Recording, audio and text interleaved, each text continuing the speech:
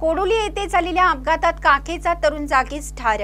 कोडोली तालुका पन्हाळा येथील एमएससीबी चौकाजवळ बोरपाडळीकडे चाललेल्या भरधाव ट्रकची मोटरसायकलला पाठीमागून जोरदार धडक बसून ट्रकचं चाक अंगावरून गेल्याने झालेल्या अपघातात एका तरुणाचा जागीच मृत्यू झाला। सागर तानाजी खुडे, वय वर्ष 32, राहणार काखे, तालुका पन्हाळा असं मृत झालेल्याचं नाव आहे।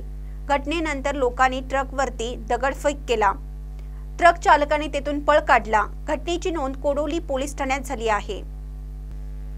याबाबत कोडोली पोलिसातून मिळालेली अधिक माहिती अशी की सागर खुडे हा शिरोली एमआयडीसी येथे कामास होता।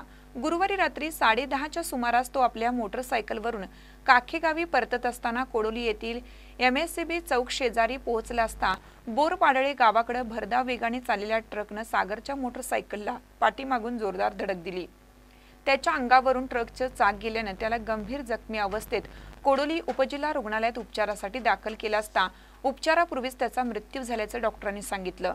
कोडोली पोलिसांनी अपघातातील ट्रक ताब्यात घेतला आहे। पुढील तपास सहाय्यक पोलीस निरीक्षक कैलास कोडक करीत आहेत। महानकर न्यूजसाठी संतोष पाटील, कोडोली। ताज्या बातम्यांसाठी महानकरेला सबस्क्राइब करा आणि बेल आयकॉनला क्लिक करा।